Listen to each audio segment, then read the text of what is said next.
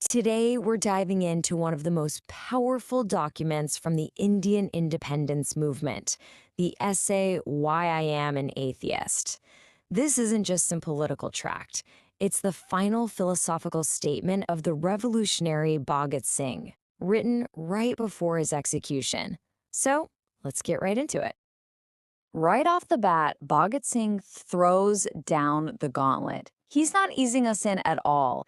He basically says that if you want to make any real progress, you can't just build new things.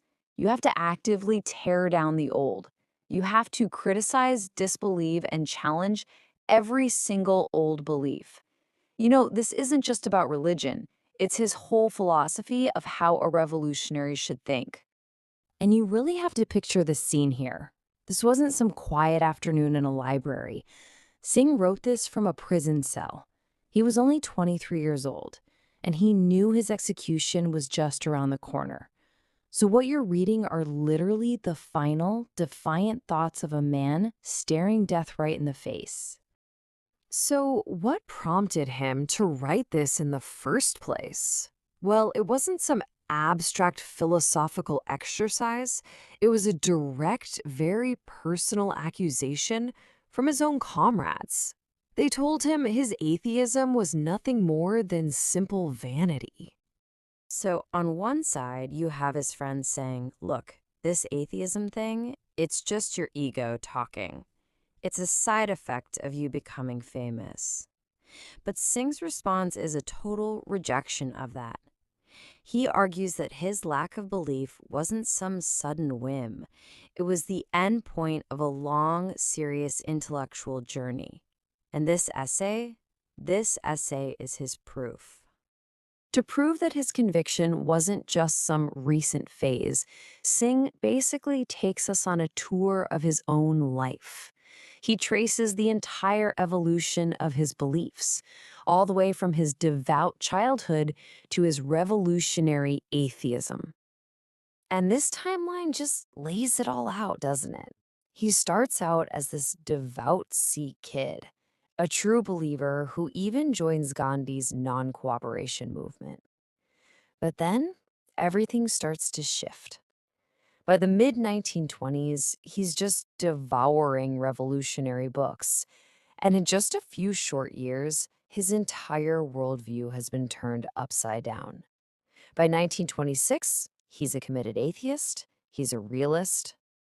So, what was the engine behind that huge change? Well, for Singh, being a revolutionary wasn't just about throwing bombs or shouting slogans. It was about understanding. He truly believed you couldn't change the world if you didn't study it first. And this quote is so telling. For him, just yelling, "Long live revolution," was completely empty. He felt this deep need to understand what revolution actually meant. And for him, that meant one thing: hitting the books. It meant reading, studying, and thinking deeply. And just look at the reading list he gave himself. This is not casual stuff. He's diving headfirst into anarchists like Bakunin, communists like Marx and Lenin, and all sorts of other rationalist thinkers. He wasn't just searching for quick answers. He was systematically building a whole new intellectual foundation for himself, one book at a time. And this is the core idea he lands on. For saying any kind of progress is absolutely impossible without critical thinking. He came to see blind faith as not just wrong, but actively dangerous. He believed it was a force that literally dulls the brain and stops people from thinking for themselves, making them reactionary.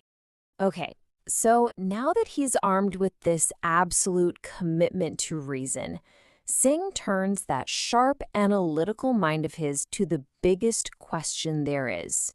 Does an all-powerful, all-knowing God actually exist? This is the age-old problem of evil, right? And Singh just tackles it head on with this raw, emotional force. He looks around at the world, sees all the poverty and suffering, what he calls a veritable hell of miseries, and he asks this simple but just devastating question. If a good God made all this, why did he make it so full of pain? Then he gets specific.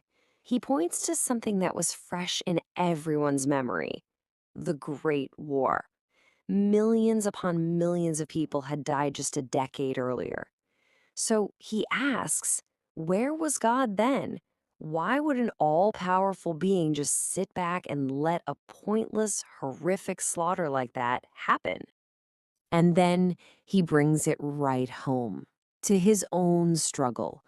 Why, he asks, would God allow the British to colonize and oppress India? If God is so powerful and so just, why doesn't he step in and help the millions of Indians suffering under foreign rule? For Bhagat Singh, the silence from above is absolutely deafening.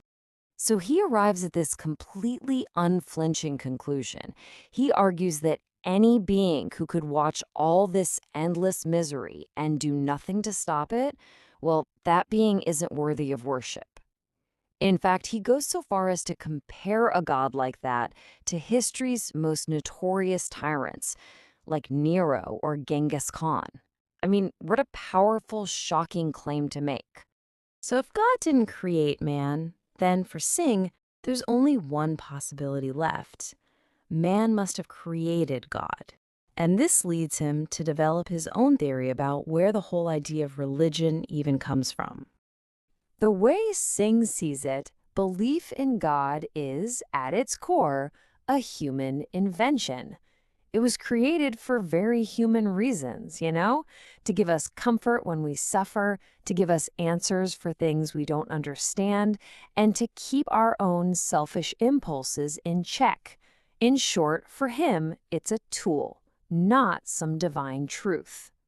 And he takes that idea even further. He argues that over time, religion became an incredibly powerful political tool. It's used by the privileged classes, kings, priests, capitalists, to keep the poor masses down and to justify their own power. So for Singh, the fight for freedom wasn't just a fight against the British Empire. It was also a rebellion against the religious dogma that taught people to accept their own oppression. And really, this one line just sums up his entire argument. After looking at history, society, and his own life, his conclusion is just that simple and direct. It is a man-made belief. I stand for reality. That's it. So you end up with this really clear and powerful contrast. A religious person, Singh says, does good deeds either because they hope for a reward in heaven or because they're afraid of punishment in hell. But Singh offers a totally different motivation, living a life dedicated to the selfless struggle for humanity. For him, the struggle is the reward. There's no need for some personal prize at the end of it all. Which brings us right back to where we started. Singh is in his cell, about to be executed. And he admits it would be so easy to find comfort in prayer right now, but he won't do it. And so he asks his friends, and really he's asking us too, is it vanity to stand by your reason even in the face of death? Or is it the ultimate proof that you lived a life of true, unshakable conviction? It's a question that just hangs in the air long after you finish reading.